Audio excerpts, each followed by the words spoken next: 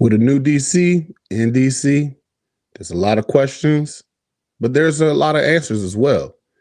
It feels like there's a new leaf turning, and there's a realm of possibility that actually we could actually be like, okay, everything's gonna be all right.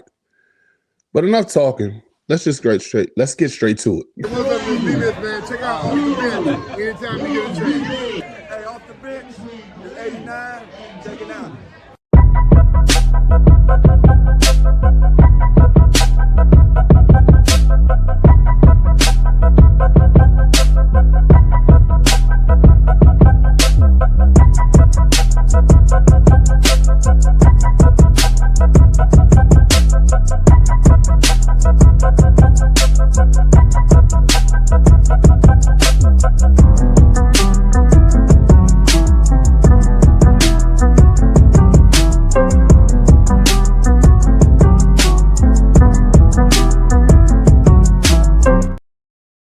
What up? What's good? What's happening? It's your boy Big Herb, and welcome to another episode of Off the Bench. We are on the road to 1,000 subs.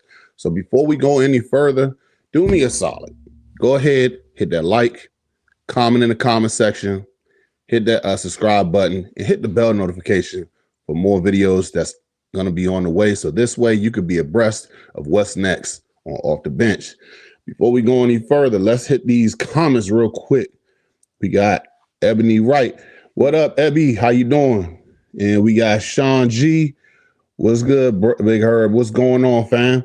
Everything's going great. Wanted to knock out this video before I go into work today. So yeah, let's just get straight to it. So starting off, we had the hiring of Daronte Jones as of last week. And I'm not even gonna hold you. In the beginning, I was like, okay, we gotta what's this mean? Because I definitely was looking at Al Harris. I definitely was looking at the passing game coordinator in Seattle. Carl forget his last name, but it'll come to me. I was thinking about those two guys. I was thinking about other candidates that we could possibly have. But then when I heard more and more about him, I was like, oh, all right, let's go ahead and give this dude a look. Because Daronte Jones, he, man, I didn't expect to see exactly what was going on with him. I was wondering, like, okay, so we picked up a guy that's in Minnesota. He's the passing game coordinator over there. I mean, how good is he really? And when I did the research and when I was listening to other podcasters, other beat reporters, it definitely got my attention. And it has me having some form of hope, because I'm sitting there thinking to myself, like, I mean, how can we actually be better next year? I mean, first things first, we ain't even got the talent at the end of the day to go ahead and better our team. So that goes without saying before and I feel like I need to say this to everybody else. Before we go any further, we need to really go ahead and look and see before we have to give him a chance. But in order to give him a chance, we have to go ahead and actually give him talent. Because if we don't give Daronte Jones talent, he's not going to be productive. He's not going to be the guy that can save this franchise or save Dan Quinn's ass as well. He can't do anything with this defense if he doesn't have the talent around him. So one thing that I did want to start off with is in this video, I wanted to talk about him as a coach and his upbringing and bringing him to why I feel so confident that we can actually do some shit with him this year. So let's start off with 5 things we need to know about DJ. So first things first, he's had a unique journey coming to the Commanders. For those of y'all who didn't know, he went to Morgan HBCU college as a DB, and he started his coaching career after that. He's from the DMV, went to Bishop McNamara as a cornerback. and he's started his ranks from going to the from the high school ranks to the college ranks. He's built a career, a hell of a career. Got into the NFL. He's went into places like Cincinnati, Miami. Another place that he went to the CFL as well. So I mean, he's went a long way. Didn't even became the defensive coordinator for the LSU Tigers. Came out and then came back for the last 3 years with the Minnesota Vikings. Pretty much, he's a right hand man to Brian Flores. So he's come a long way, and he's been teaching for over 20 something odd years. I mean, he's coaching for over 20 something odd years, but he also has been teaching as well. I don't know if you guys know any of the corners in the secondary for the Minnesota Vikings, but they're not world beaters whatsoever. And the fact of the matter that he had them at the number 2 passing game last year, as far as giving up passing yards, it's actually really fucking tremendous. And before we go any further, Sean Abby says, I'm good too, love. Sean says, yeah, hopefully DQ and Adam Peters made the right choice with the DC and OC. Also, Adam Peters going to have to make some huge moves to get more draft picks and spend some money this free agency. I couldn't agree more. And actually, I'm going to wait until the actual season is over before I get into my first mock. I have been putting up some wild mock drafts, and I mean, some is just like, that's crazy work. But I mean, the fact that I actually made it work, we're gonna have fun with it. But I wanted to wait until the season's actually over so we can start getting it, because this way we'll know the placement of every single team that's gonna be in the draft order. But another thing, as far as things that you need to know about DJ, his secondary was one of the best in the NFL last year. He reportedly became one of the more popular coordinators in the league this offseason, and there's a reason for that. His secondary played a key role for the Vikings, having a potent defense. As Vikings defensive coordinator, Brian Flores said he's his right-hand man. Also, Jones coached the secondary that made life very difficult for quarterbacks this past year. The group allowed the second fewest passing yards per game with 158.5, generated 8 interceptions, also allowed second fewest completions in the league, and 13 players had at least one pass breakup, which is actually tremendous when you think about it. 13, I mean, that's amazing. Veteran Harrison Smith had another strong season, recording 10 pass breakups, had 7, and for the this for the 7th straight time in his career.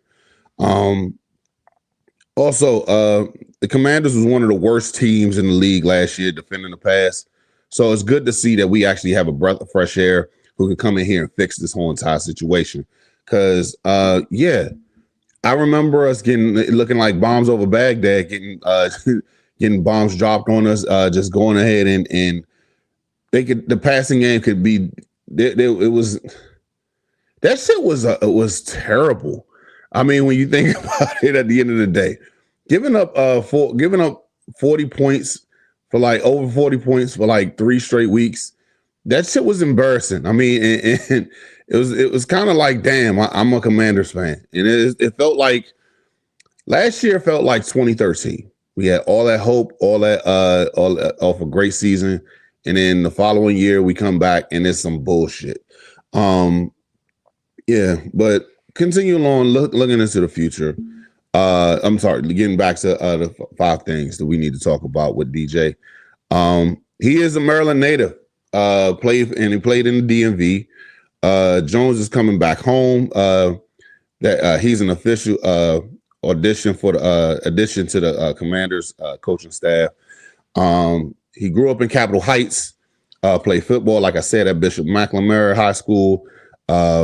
He went to Temple University. He got a scholarship at Temple University, and then with the Owls before transferring to Morgan State, where he still played defensive back. But no, he's part of the DMV, and I mean it's great to have a actual DC who actually is from here, but the production is the most important thing. I think the fact that he's from the DMV is just the sprinkle is the cherry on top. Please tell me what you guys think in the comments, because I mean, how does that make y'all feel as far as him being a DMV native, coming back home from PG County, just basically in. I'm looking at it also as far as like with his coaching. One of my classmates from high school went to Bowie State, and that was his defensive coordinator. So I mean, to see that he actually was just doing great things back then, and then eventually went on to actually play to winning bigger and better things, because at one point Bowie was actually really tough. They was getting shit done, and I think they're in the CIAA. I want to say, and he went on to say like, I want more. So I mean, and just to see that his ambition was out there. He was like, man, I got to do way more. I want to do way more, and it was just like it was good to see somebody from the DMV who went out there and flourished. And then be the right hand man to Brian Flores, because I mean, but Brian Flores ain't the easiest guy to be around. He gets shit done, but I mean, he's not the most approachable person, is what I'm trying to say. Another thing, number 4, he's learned a lot. He's learned from some of the best defensive minds in the game. Just to start off, although Jones has been experienced calling, does have experience calling defense. In 2026 season will be his first time doing it in the NFL. It's a bold move from the Commanders, and also hiring a first-time offensive coordinator. But they as well. I mean, it's kind of like big for, it's bold as fuck for DQ to go ahead and do that for both sides.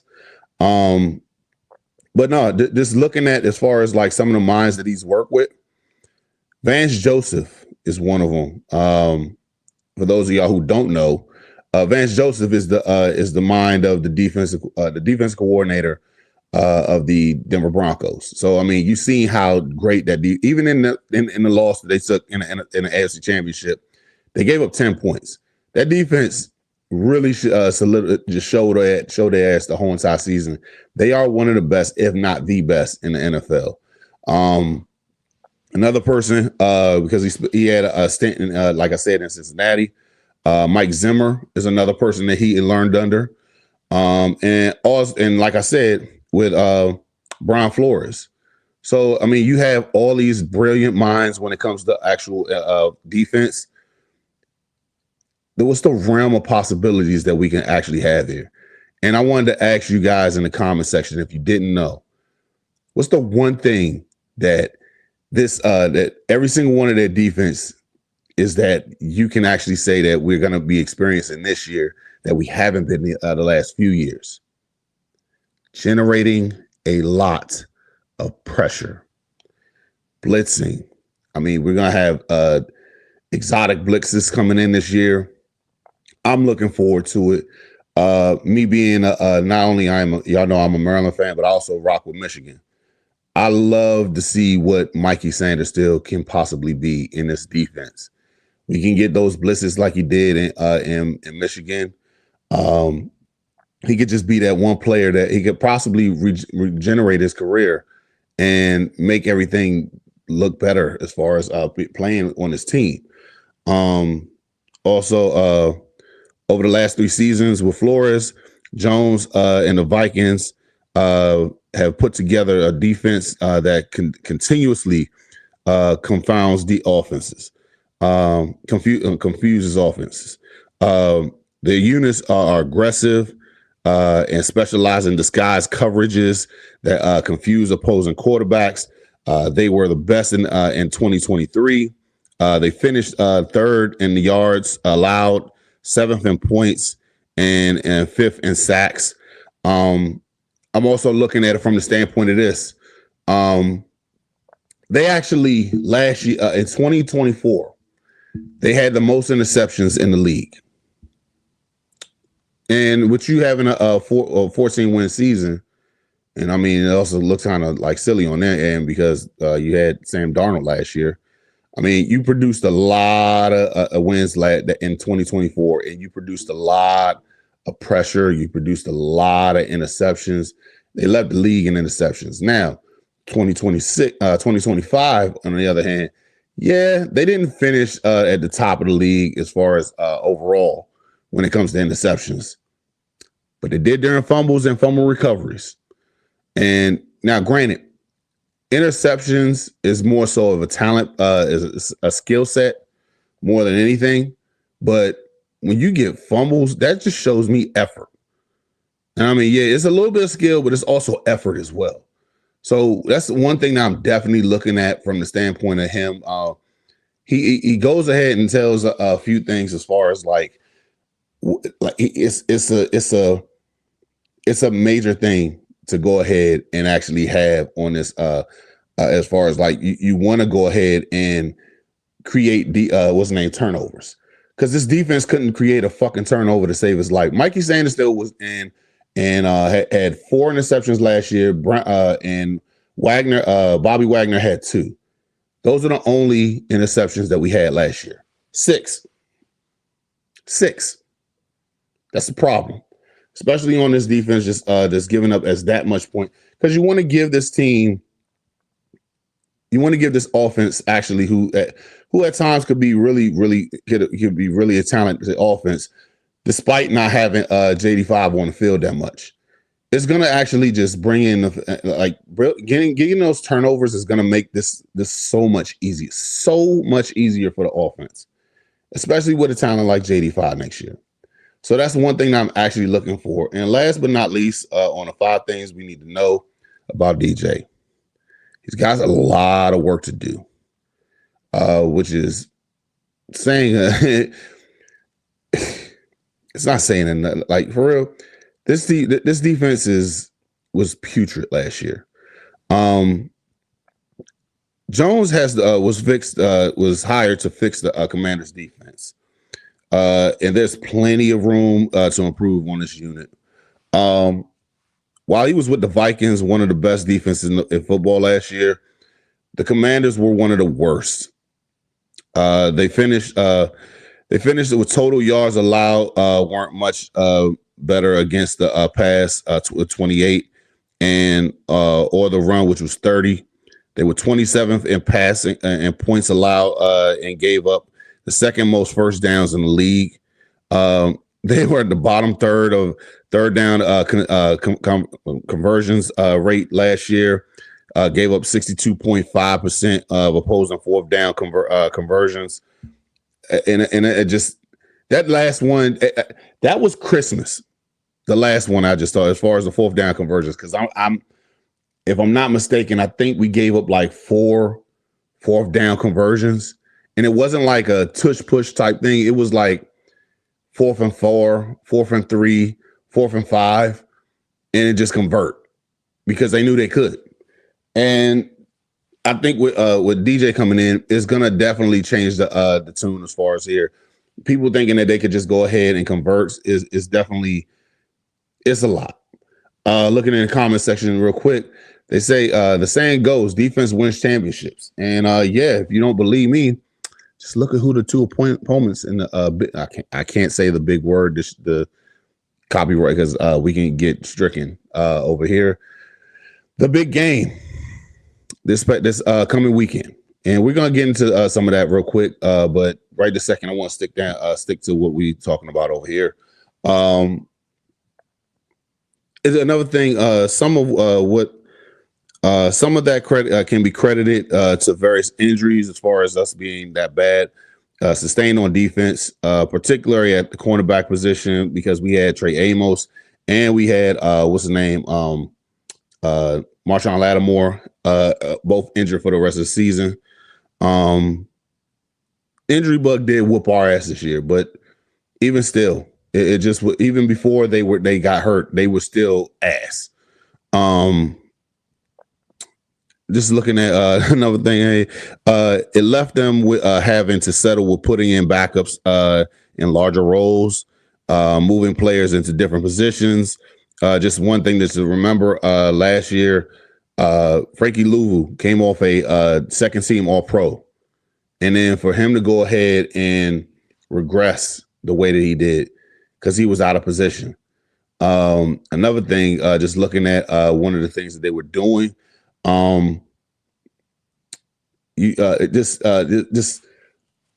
Dorrance Armstrong, with him being injured last year, that changed. I mean, he was generating pressure, getting a damn near sack every single game, and then the next thing you know, he goes ahead and tears up his knee. He's out. We're not generating pressure, so this way we got it. Well, Von Miller came in just to be like a additional piece, just for pass rushing, and that's it. Turned out that he actually had to go ahead and dig in his bag and actually be a consistent starter, and actually play his role expanded. Now, granted, he did get most sacks on the team. Congratulations to him, but he wasn't brought here to do that. It's it's a lot to just take in. One of the comment sections real quick. Resign. I hope I'm pronouncing your name. Resign.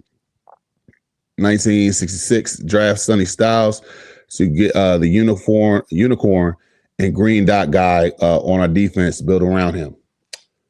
I am not against you on that. I just feel like if David Bailey is there, you got to go with the Black Air Force One assassin over there, man. But Sonny Styles is not a bad look as far as if you pick him up as well. I think that we can, and we're going to dig deep into that when we get around to the what's the name of the mock drafts at time. So, but yeah, I'm definitely looking forward to having this draft talk with you guys. Sonny Styles, and like I said, y'all know me, I hate Ohio State, but they bringing out some of the most talented people out there. This is possibly their best defense that they ever had. And I mean, with Averill out there, Downs, looking at Sonny Styles, they had their defense was balling. And Sonny Styles was, if you didn't see him in playing against Miami, he, in my opinion, him and Caleb Downs was the only reason why they were in that game. But I digress. We get into this last part real quick, and just talking about because we have the number 7 overall pick this year, it's got to go. It goes without saying. The first pick goes with him. He has to have the pieces to go ahead and actually flourish. We're having somebody like a Sonny Styles, like a David Bailey, possibly a Caleb Downs. And as much as everybody's saying Caleb Downs is going to be a generational talent, just imagine putting him in there with all the people with his defense, DJ's defensive scheme, and just to go ahead and I gotta bring this up because I feel like I gotta go ahead and talk about this part because it goes without saying. We need to go ahead and look at what their actual their roster was as far as their secondary last year, because the Minnesota Vikings defense was actually so good. And here's the thing, you would never guess who their defensive backs were, because they're not like world caliber beaters out there. Byron Murphy, Isaiah Rodgers, Jeff Okudah, Dwight McGlorthin. I don't even know who the hell that is. Another what was his name? Fabian Moreau was on their team last year. Joshua Metellus, Jay Ward, Theo Jackson, Harrison Smith is probably the best person they got out there. Yeah, dude. I mean, like that's their secondary. Like, bro, like for real. Like, let that sit in for a second. Jeremiah Vaughn. Uh, Theo Jackson, Tavarius Thomas. These are the guys who he's playing, who had the second best passing defense last year. He did that with all those guys. So and that's why I feel like this defense could really be something special if we actually get some talent around him. And I'm definitely looking forward to it. So yeah, that's definitely something that I'm so excited about to see with this defense. And me being excited, I want to go on and tell y'all about our sponsor for today, who has me excited. So let me fill you in on W. W is a powdered energy drink that replaces other inferior caffeine beverages. It contains 0 maltodextrin, 0 fillers, 0 artificial colors or dyes, and is no proprietary blends. The star of the show is our caffeine fruit extract, which helps you focus with no jitters or no crashes. Can't even front, man. This is a pretty tasty beverage. I recommend that you go online to w.com to go ahead and get your own shaker bottle, your own Japanese energy blend that they have on here. This one, Japanese yuzu, like I said before. You can go on and get different type of flavors that they have on there and go ahead and order yours. And here's the thing, when you go on there, go ahead and type in the promo code ODBHTTC for 10% off on all your products.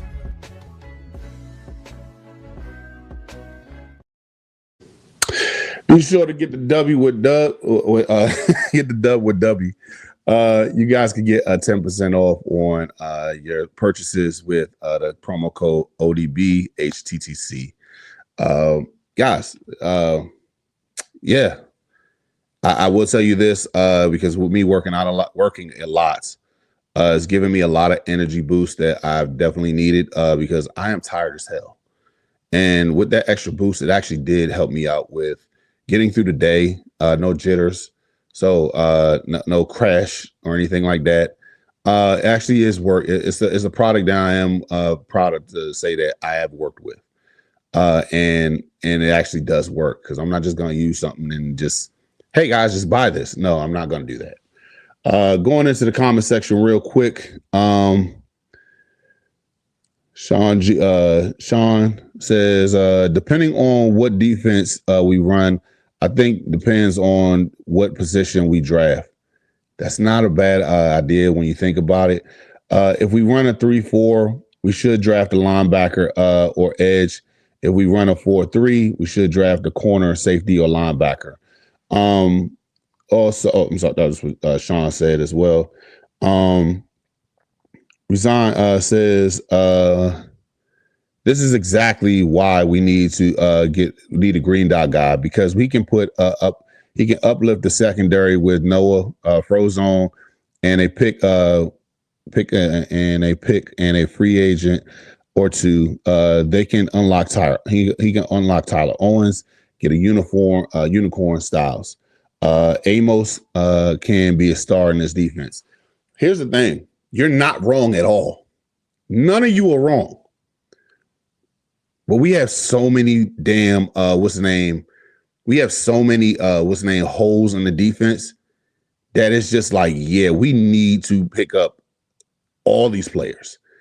I'm looking forward to seeing who else we're going to be picking up because apparently we had to let go a few of the defensive coaches on this team. One in particular, Ryan Kerrigan was let go.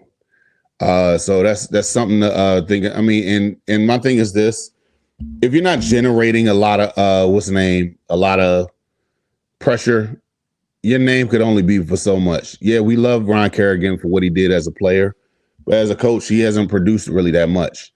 We were at the lower tier when it comes down to sack production. We weren't generating a lot of pressure. We was actually like bottom dwellers when it came down to pressure on as far as getting to the quarterback. So there's only but so much you can do. Just looking at what's the name, because I had my notes here and I'm trying to look for it.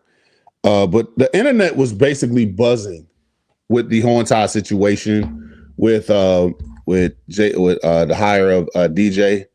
And some of the things, going to the what's the name? The comments real quick, because this one, Sean was on to something with this one.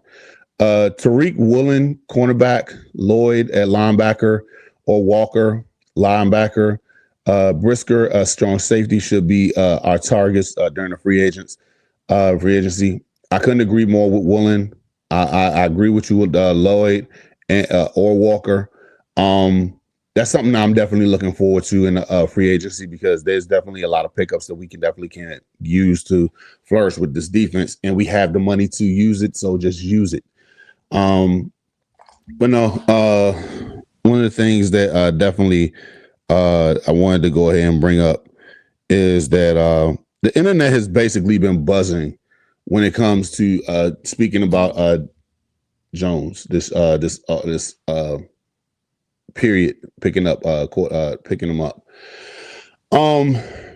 I wanted to go ahead and bring up one of the interviews that he was talking about. He basically was using one of the I forget the guy's name, Ari, I forget his last name, and please excuse me on that one.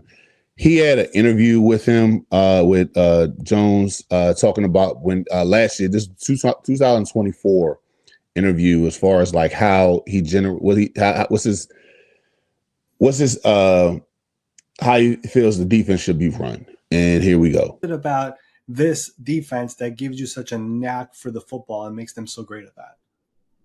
The philosophy. I think it's the team philosophy that KO instills in us on both sides of the ball. It's the same philosophy that Flo reiterates to the defense, that we each as a position coach, stress, and it's all about the ball.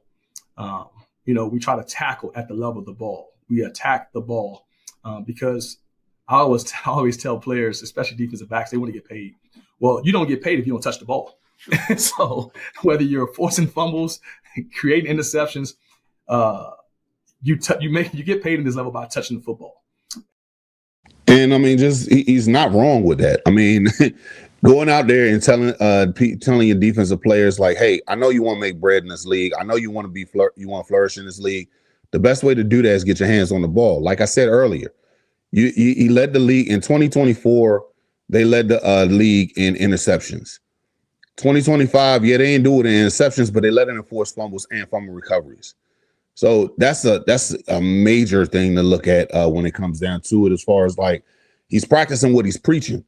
So, I mean, realistically, I don't see an issue with that. I mean, we always talk about ball is life, but it's not like preached. This guy actually practiced what he preaches. He actually goes out there and leads by and actually says like, yo, we need to get this done. We cannot flourish if we don't put our hands on the ball. And I mean, like I said, you had 14 players with at least one breakup last year. And I mean, and the talent that they had before, it wasn't like they was actually just out here just balling with at a whole bunch of talent. Harrison Smith was the only real talent that they had on this team the last few years. And I wanted to talk about as far as like what I seen from him, as far as him actually just communicate, because he looks like a great communicator. And if you haven't seen it, I'm gonna bring up the video that they did when he was the defensive coordinator for last year's Senior Bowl. Ball awareness, den of thieves. We need that ball today. Yes, sir. Good deal. Appreciate you guys. Let's be better with that today, right? Yes, all right, babe. How about that ball today? We'll put hands on people today. Come on, put hands on people. Hey, deep halves, let's make some plays. Cover two, make some plays. Let's go. Let's do it. Put hands on dudes today. We'll put hands on dudes. Show them that CIAA about, man. Come on, babe. Come on, full speed. Drop. Come on, dig it. Come on, digging. Drop that body weight. Full speed. That ain't running. Come on, you faster than that. Step on my toes. Drop. Come on. Drive. Hey, carry the technique over, right? Win with technique. Patience. Drive. Work the technique. I mean, and that communication right there shows you every single thing, because he's not going to go ahead and just leave his players out there to where they're just not talking. And even as far as what his communication is concerned, you look at the situation that he had with Brian Flores last year. Brian Flores, and this is not a knock at him, but he is not the greatest person to approach whenever he's coaching. He is the type of guy who will tell you if you're some shit, he's going to tell you that's your shit in front of everybody. He's going to go ahead and just speak his mind, and some people can't take that. The one thing about DJ that's so great is that he's going to communicate with you and tell you what you need to work on. He's going to go ahead and actually just work with you, teach you the position. Just looking at something like I was on Lake Lewis's show last week with his fan show. And be sure, if you guys ever want to get on there, be sure to go ahead and DM him. He'll let you on. Lake is one of the greatest guys that I've ever met. He's real cool, down to earth. So if you ever want to go ahead and get onto the show, reach out to him. He was telling me as far as like Tyler Owens, who's athletically just gifted, didn't have problems with the playbook last year. And for him to go ahead and be the teacher that everybody's telling us about, I could see things opening up for Tyler Owens just in year one. Not saying that he's going to be a world beater, but I'm just saying, like, if he opens up that book for him and actually just say, like, hey, I'm going to sit here and teach you the intricacies throughout this defense, that's something to look forward to. Looking at the comment sections real quick. Sean says, please teach these players how to tackle, wrap tackle. Yes. Yeah, he can teach that as well. So RES 1966 says this defense gets pressure from the looks and schemes with communication and leverage concepts from quarter coverages, bunch of stimulated pressures, havoc wreaking plays, confusing the QB. He also says, oh, and Herb, this is this is Shiny once. What's good, fam? But no, like y'all hitting on it today, man. Like for real, it's something to really just think about. Like, damn, this is they really gonna actually have I think honestly, he's gonna go ahead and actually flourish with this defense. I really genuinely believe that. I don't think that we're gonna be like a top 5 defense next year. I think that we could actually go ahead and if we get the pieces that we can, like a Wooten, what's the name? What's the other guy that we was talking about earlier? Lloyd, Walker. I think that we could actually at least bump up to, if we could just be a top 15 defense next year with the talent that we have on offense, I honestly believe that we can be a playoffs team next year. We're gonna have to go ahead and get some of these pieces in the draft and in the and in free agency. But with this coaching minds, I think both sides are gonna be really good. Another thing, just talking about as far as first things first, I gotta give a shout out to my guys Reedy and Z. Because honestly, I don't think they get the credit that they really deserve of how great they are. These guys have been on numerous what's the name? Channel 9 WUSA, talking to some of the reporters on there. I see them. They boosted the ground whenever we had training camp. They was there last year. Bumped into them. They are really they went to the NFC Championship last year. And they braved it out in Philly. And so I mean I got to give them credit when they found one of his old players who actually played with him at Bowie State. This name is I hope I'm pronouncing his name right. Daron. And this is basically what he had to say as DJ as a coach. What do you think the player's first impression of him is going to be in the building come April when they come in for their first little whatever? Yeah. I think they're gonna understand that he's serious about this. Like he loved this. Like this football is his life. Like he's serious about this. I think they're gonna understand. Like okay, like he's really here to help us shine. Because like you said, personnel is going to depend. He's going to put you in the best position. Like You know what I'm saying? But I think just off that first meeting, they're gonna understand, like, okay, he about his business. Like, football is literally all. I'm gonna be honest, I have no idea what his other hobbies are. Like, I've never seen him outside of football. Like, every time I've seen him or talk, it's always been football. Like, so I think they're going to understand, oh, he's talking the language.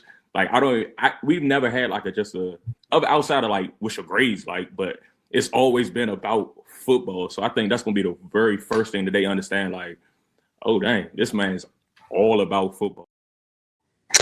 And that's something to really think about as well. Because I mean, I love to see that if he's dedicated to it, then that just shows me everything I need to know as far as like he's going to be in there every single day, making sure that everybody's on the same page. Communication is key. Making sure that that every single person is in a position that they need to be in order to flourish. Looking at the comments real quick. Shiny One says Devin is going to cost 28 mil. Just draft Sonny for cheap rookie labor, and don't think Adam will pay Lloyd. Sean comments to Shiny One and says probably not, but Quay Walker is cheaper as his price is 10 mil. Guys, y'all are what are y'all Adam Schefter out here and everything? Because I love it. Keep it coming in the comment section, man. Another thing to talk about as far as just that has the internet buzzing about DJ. On Twitter, Rush Manuel says random fun fact about Daronte Jones. He accepted into multiple law schools before deciding to try to continue to pursue his coaching career. He slept in his car, sleeping with coworkers' couches, and as he climbed his way up, he's got the smarts and has put in the work. Grant Paulson from 106.7 The Fan says new Commanders DC Daronte Jones comes over from Minnesota where he worked under Brian Flores. He'll be a first-time NFL coordinator and play caller. His last 10 years was with Miami as a assistant defensive back coach, Cincinnati as a quarterbacks coach, Minnesota for defensive backs coach, LSU as a defensive coordinator, and then came back in 2022 as a defensive backs coach, and for the last 2 years has been a defensive pass game coordinator. Another person to talk about Nero 5K _ Daronte Jones is a solid hire. Minnesota had the second best pass defense, in which we struggled heavily. Now give him some pieces to work with. AP #raise hell. He has been coaching by Flores and Zimmer. Just looking at some of the other names on. Russian Manual also says a DQ Duran connection. Here's an interesting snippet from the article about Dexter Davis, former current team captain of the Atlanta Falcons. Davis was Daronte Jones' position coach at Morgan State, and someone Jones has said is a key influence of his life. #raise hell. Another person what's the name? Brian, Boss Cowboy Sports. So it's not just us as far as just like with Commanders fans and even some Vikings fans coming out saying that because I seen some Vikings fans come out and say like, damn, we're gonna miss him. Because and another thing that was brought up, I forget who actually reported it, but a lot of people in the Vikings organization, in the Vikings beat reporters, were basically saying like, "Hey, if Brian Flores takes a head coaching job, they were going to hire him. They were going to hire DJ as their defensive coordinator."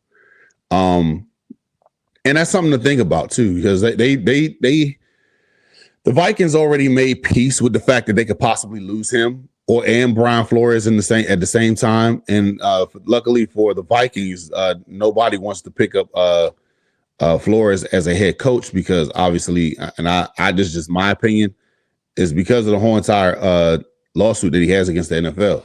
They'll go ahead and give you a DC. You'll be a defense coordinator, but you ain't gonna be no head coach. Another thing in the comment section, Shawnee One says Quay probably gets the tag, and I hope I'm pronouncing your name right. Ron Cole, got to spend money on defense. Can't have what we had last year. Tired of being the easiest defensive team to go up against every week. You and me both. I'm tired of that shit. I'm tired of having Swiss cheese for defense, because everybody's picking this defense apart, and it's like they're a toothpick, and we could just go ahead and just get all the shit that we want. They could get out of us. I don't like it.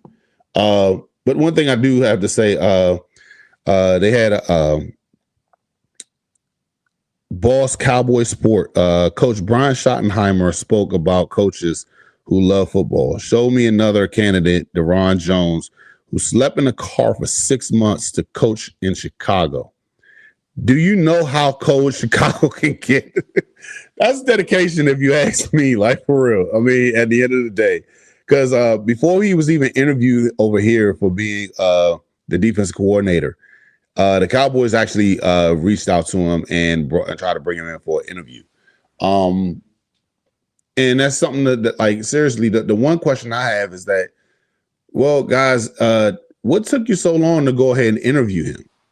Like, the fact that that DQ actually went ahead and interviewed him. He was the last person that we interviewed, and he blew him away in the interview process, to the point to where it's just like, yeah, we gotta have this guy. But before that, I gotta do my due diligence and look and see into this guy. Like, who is he?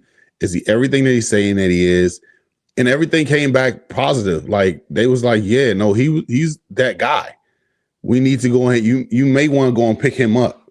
And last but not least, just looking at Breathe Man Bane on Twitter says, the Minnesota Vikings pass defense in 2025, led by Brian Flores and new Commanders DC Daronte Jones.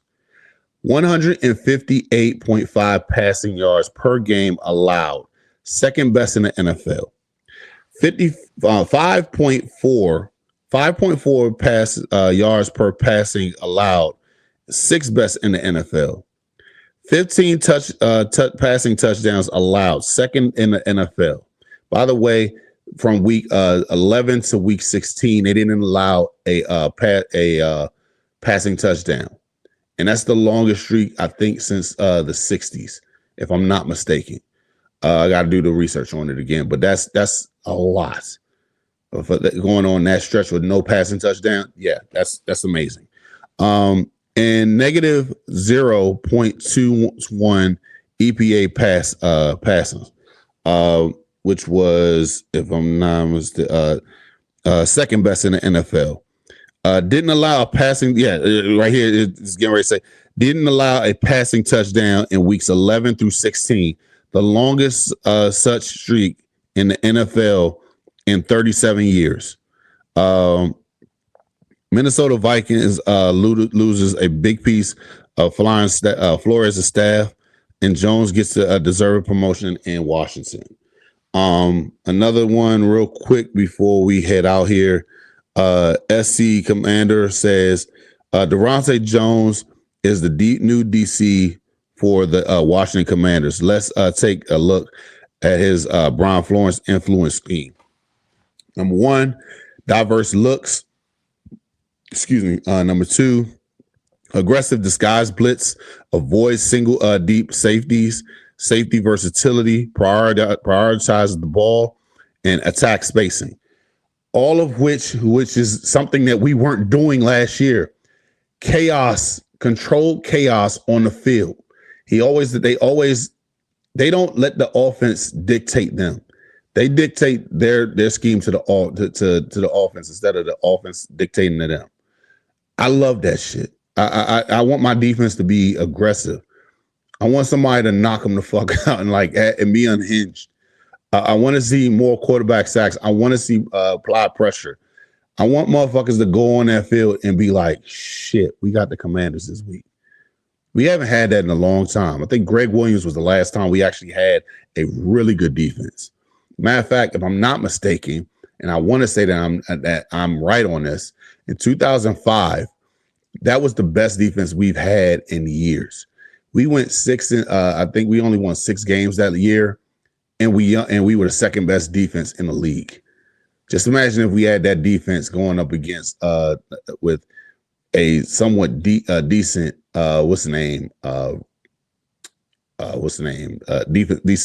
offense. That would have been great to see. Just before we go out here, because I want to go ahead and get some of these comments real quick. We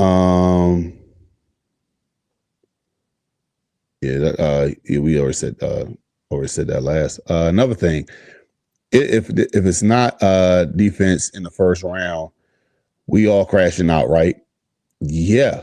Don't get me wrong. I think the kid out of Notre Dame is nice, but we have to go defense. There's no doubt about it. We have to go defense in this draft. And even Sean just said we definitely on Peter's head. So yeah, I really think depending on who's there at 7, Peter's just trading that pick. I don't know, because I mean, I genuinely don't. We have a top 10 pick, and we got number 7. Sonny is going to be there. Honestly, I think Sonny can even be as a lowest pick as 11 or all the way up to 14. I think Sonny will be there. I'm not against having Bain. I'm not against having Bailey. I'm not against having what's the name of the kid? Caleb Downs. Any one of those guys, I am good with at 7. Now, here's the thing: we need somebody to be on some random bullshit to go in and pick up one of those like a tackle or something like that. Because the real big what's the name? The good pickups this year is definitely gonna be what's the name on defense, especially in the top 10. What's the name? Sonny Styles missed 2 tackles all season. Okay, I think that says a lot. So, what's the name? He also says Styles, Bain, Bailey, Downs better be our pick. If they're available. Also, Downs or Styles, Jatavius, Quan. I just can I say this real quick? Who the hell names their kid Jatavius? I'm sorry. That's just, that's wild work to me. Guys, this has been a great talk about our new DC. But one thing that I definitely need to go ahead and address before we go, with the Super Bowl this weekend, for those of y'all who don't know how the Super Bowl weekend goes, they usually do the NFL honors this weekend. I'm pretty sure it's going to be on Saturday. I'm not sure if I'm going to be able to make it as far as to watch it, because my son's celebrating his 12th birthday this weekend. He turns 12 on Monday, but we're celebrating his birthday this weekend. And to see this kid grow, it's amazing. I love that kid to death. But getting back to what I was saying, they announced the NFL Hall of Fame, and one thing that I'm definitely I'm kind of flabbergasted with. I didn't talk about this last week, mainly because I just had so much overtime to do. But with the news coming out today, last week, Brian Belichick was the Hall of Fame, the soon to be, who should have been first ballot Hall of Fame coach, was not selected as a Hall of Fame first ballot Hall of Famer. Leads second all time in wins, first all time in playoff wins, has the most Super Bowls at a coach, and for them to go ahead and not put him in as a first ballot Hall of Famer. He has 8 championships, 6 as a head coach, 2 as a defensive coordinator. He is not brought in as a Hall of Famer, first ballot Hall of Famer. And that's ludicrous. And I ain't talking about the rapper.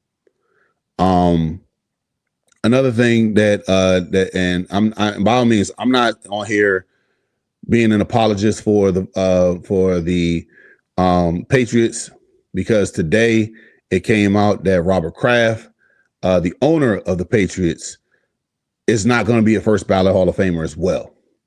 The credibility of the NFL Hall of Fame, the Pro Football Hall of Fame, is just laughable. You have you have Robert Kraft, who he's had 3 coaches go to the Super Bowl. With Tuna, Belichick, and now you have what's my man's name? Vrabel. 3 quarterbacks in the Super Bowl with Bledsoe, Brady, and with May. He's went to, if I'm not mistaken, you had the Super Bowl 30. Brady had 6, and then he's going to 7. I'm sorry, no, because Brady went to fucking 10 of them. So there's so many. What's the name? I think it's 11 Super Bowls that he's going to, and I may be wrong on my calculations, but yeah, for you to have all of that, you got it's something that's just like, wow, bro. I think that there should be different voting systems when it comes down to the Hall of Fame. Because I'm still thinking about the fact that Art Monk led all-time passing reception. He was when he retired, he was number 1 all-time with receptions. Jerry Rice didn't break that record, I think, until like maybe 6-7 years later. And the fact that he was not a first ballot Hall of Famer, I question everything about that. Lynn Swann is another guy. Super Bowl MVP, was killing it back with the Steel Curtain. Obviously he was a receiver, but he was that prominent guy that Terry Bradshaw used to go to.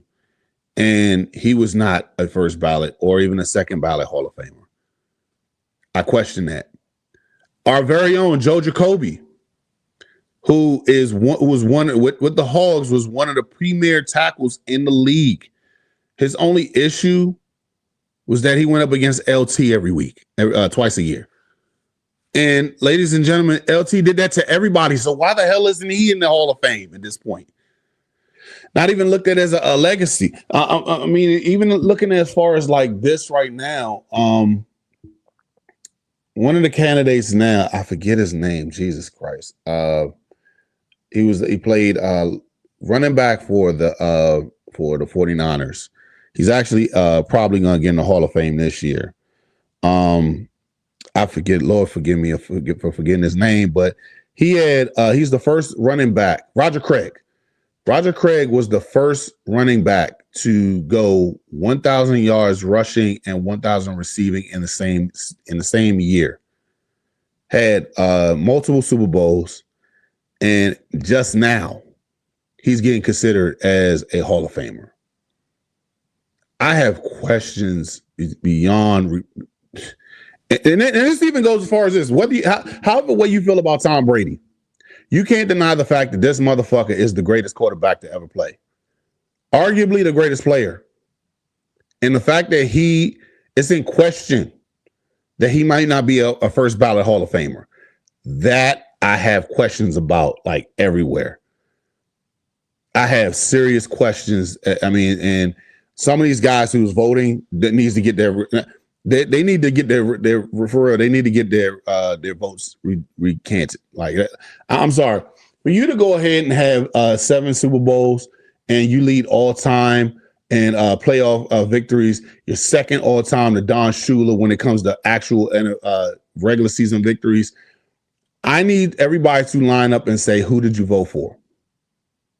And when we go ahead and find out who you are, we're going to take away your voting process. Because honestly, I feel like this, only the people in the Hall of Fame should be able to vote. That's just how I feel. If you did not play the game, you should not be a voter.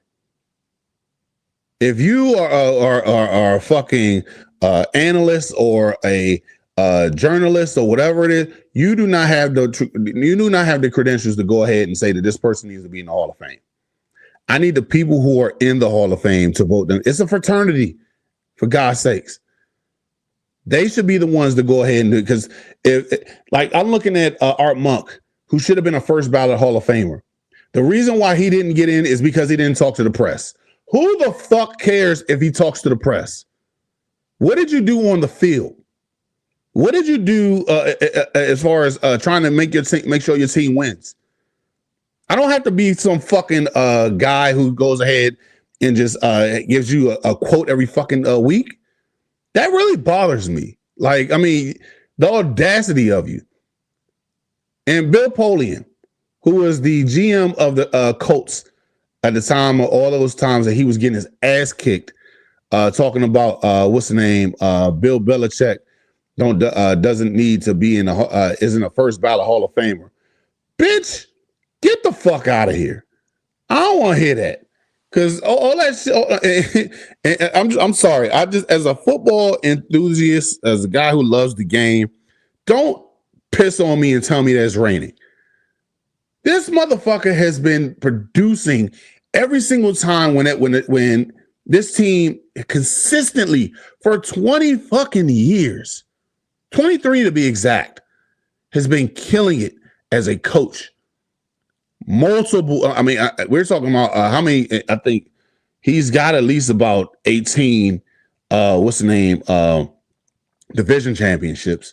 How many times has he been to the actual, his team is the first team since 72 to go undefeated in the regular season. Nobody's ever done that.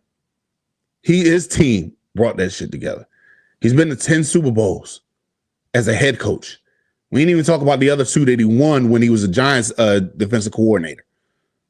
He was actually a great coach as Cleveland Browns before they moved out. I mean, shit. Could you imagine if he was actually part of the damn what's the name, Brown? If he was the coach of the Browns and actually won the Super Bowls, like for real, get the fuck out of here.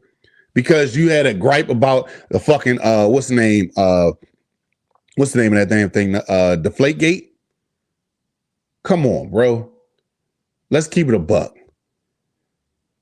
You still had to throw the ball. You still had to catch it. And your defensive players still had to go ahead and tackle. Here's the problem. They were already like 4 yards off of him every single catch. I'm not even trying to make this a racial thing. You had these white boys out here outrunning your niggas on defense. And they was kicking your ass. You went ahead and said, as far as what's the name, the ball is deflated. They inflated the ball and they put 35 on your ass in the second half. Fuck y'all. That's basically what Tom Brady said. Oh, y'all want to go ahead? All right, bet. I got this shit. I mean, come on. I mean, let's keep it a buck. Yes, the politics are crazy out here. But I heard Kraft was on that. Wow. I wouldn't be surprised, especially after the whole entire massage parlor situation. TMB says crash out on it. Nah, I'm gonna call a spade, bro. Like, come on. Miss me with that bullshit. You was mad because you was getting your ass whipped by these motherfuckers every year. And you didn't like it. And you voted against it. Don't be a bitch and says like, well, I'm about 95% sure that I went ahead and voted for him. No, the fuck you didn't. Stop it. Y'all motherfuckers know what y'all were doing. Stop it. ZNB also said, I remember that championship game, deflatable balls, pause. won't gonna make a difference. They got their ass kicked. Thank you. They were getting mollywopped. They was getting to, you know how bad that ass whooping was? It was so bad. It was like that 4-year-old kid playing in church and the grandmother just came over there and popped them upside the head and they just like, they had that, you know, that pause whenever you get hit so fucking hard. That was how bad that shit was. They beat your ass so bad that you couldn't even cry about it. And when you did cry about it, you was like, that's how bad the ass whooping was. And he's been doing that. He put fucking Peyton Manning in the fucking Matrix. The same Peyton Manning who put up 50 touchdowns in a season. Broke the record. Not once, but twice. Put them niggas in the Matrix. He made Peyton Manning look pedestrian. That's how good that motherfucker was. That's how good Brady was. And I'm telling you right now, if you, for the sake of football, if you make Tom Brady a second, not a first ballot Hall of Famer, I'm driving to Canton my damn self. That motherfucker deserves. He's the greatest quarterback to ever play the game. He's arguably the greatest player. Jerry Rice and Barry Sanders are two of the other guys. LT as well. But no, for you to go, this is giving signs that you're gonna fuck Brady over. There's definitely giving you that sign. Guys, I had enough ranting for today because I actually do have to get ready for work soon. But guys, it's been a pleasure. Everybody who was in the comment section, thank you very much for stopping by today. Tell me what you thought about the 5 things about DJ. Tell me what you thought about the internet's thoughts on DJ. Tell me who you think he should pick up as far as defensive assistant coaches. Tell me what you thought about the whole entire Hall of Fame situation. Guys, thank you for stopping by today. It's been great having this conversation with y'all. Be sure to hit that like, in the post show of this. Comment in the comment section. Tell me what you think.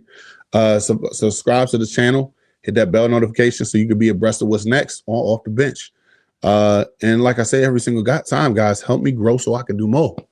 Last but not least, we got one more comment before we roll out. All right, fellas, waiting for your next live. Most definitely. But guys, thank you for being in the comments. Thank you for tuning in, helping me grow so I could do more. And like we always do every single episode, left hand up. Who are we? The Commanders. Peace.